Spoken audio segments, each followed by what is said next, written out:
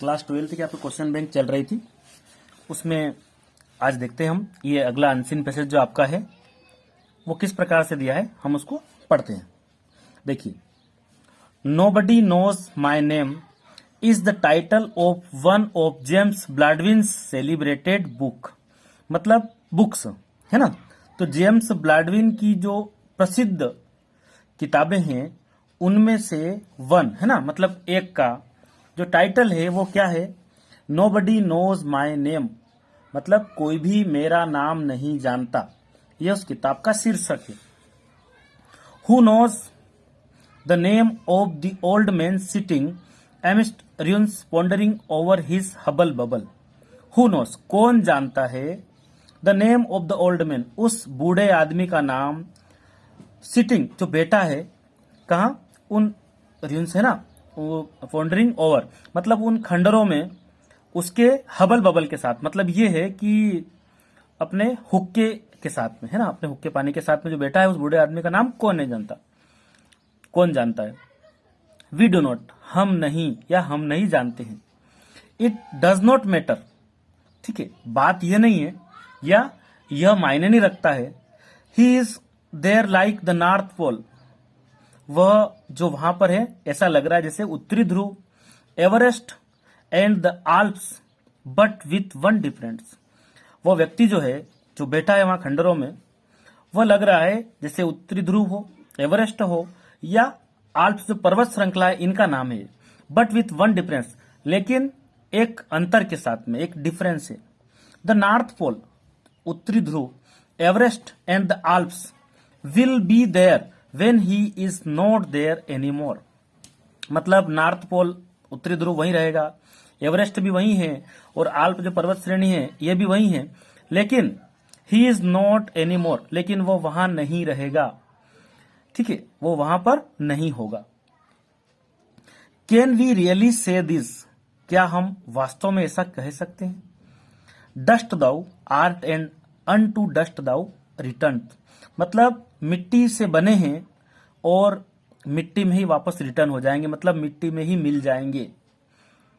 मिट्टी से मतलब किसके बारे में बात हो रही है, शरीर के बारे में बात हो रही है। Was not spoken of the soul, ऐसा आत्मा के बारे में नहीं कहा गया था, मतलब ये है कि शरीर मिट्टी का बना है और मिट्टी में ही मिल जाएगा, वापस रिटर्न मिट्टी में ही, डस्ट में ही चला जाएगा। ऐसा आत्मा के बारे में नहीं कहा गया, तो शरीर के बारे में कहा गया है ना, मतलब आत्मा तो अविनाशी है।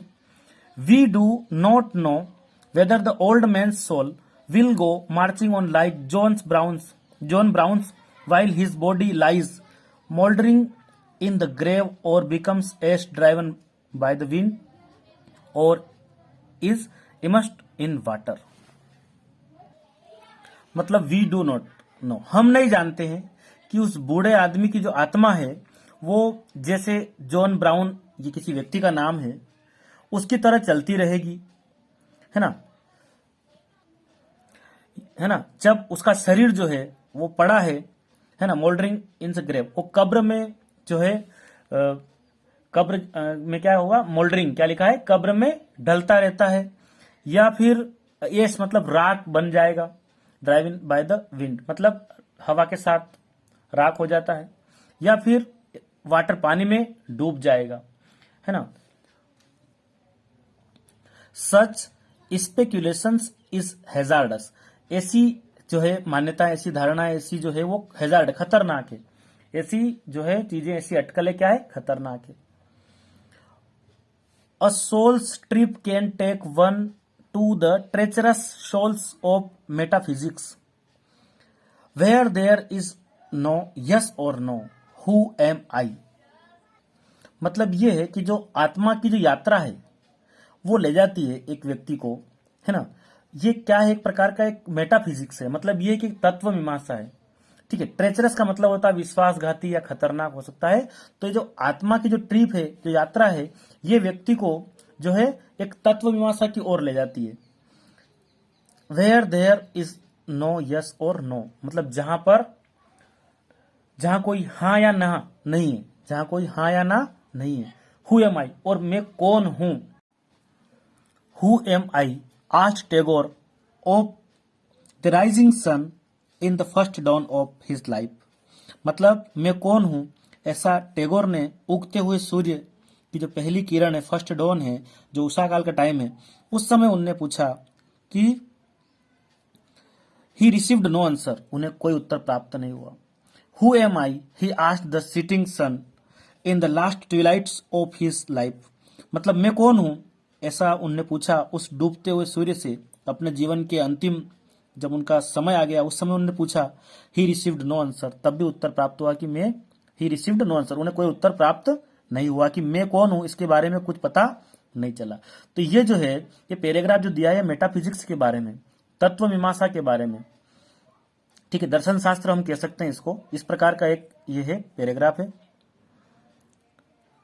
We are no longer on solid ground with dust which we can feel on our hands, scattered to the wind and wet with water to turn into mud, turn it into mud। मतलब ऐसा है कि we are no longer, हम जो solid ground, मतलब एक ठोस चीज नहीं है, एक विथ डस्ट, धूल है, विच वी कैन फील, हम इसको अपन हाथों से फील करेंगे, अवर हैंड्स, हाथों से इस मिट्टी का अनुभव कर सकते हैं, और इसके ड्रम में बिखेर देंगे तो ये हवा में उड़ जाएगी, है ना। और यदि वेट विथ वाटर, पानी में गीली करेंगे तो टर्न, कायम बदल जाएगी, मड माने कीचड़ में बदल जाएगी हमारे शरीर की मिट्टी। इससे ज्यादा कुछ भी नहीं है। For this much is sure, मतलब यहां पर एक बात तो श्योर है ना, यहां पर एक बात तो पक्की है, that in the end when life ceaseless labour grinds to a halt and man meets death, कि आखिरी में, एंड में, जब हमारी जो जीवन यात्रा जो है वो समाप्त हो जाएगी और व्यक्ति जो है वो मृत्यु से मिलेगा, तो मृत्यु क्या है, द ब्रदर ऑफ स्लीप, मतलब नींद का भाई, ऐसा यहां लिखा है, द ब्रदर ऑफ स्लीप, मतलब एक लंबी नींद जिसको हम मौत कहते हैं। हिज बॉडी बरीड और बर्न्ड बिकम डस्ट, तो वो जो लंबी नींद है उसके बाद हिज बॉडी, उसके शरीर को या तो बरीड माने दफनाया जाएगा, है ना, या फिर उसको जलाया जाएगा, उसके शव को दफनाया जाएगा, या फिर मिट्टी में दबाना बरीड होता है, और बर्न माने जलाना, बिकम डस्ट, और बनना क्या है, धूल, केवल क्या बनेगा उससे, धूल बनेगी, राख बनेगी। In the form of dust he lives, वह जो है धूल के रूप में रहता है। Inanimate yet in contact with the animate, मतलब वो निर्जीव है फिर भी किसके कॉन्टेक्ट में रहता है, सजीवों के संपर्क में, चेतन के संपर्क में रहता है।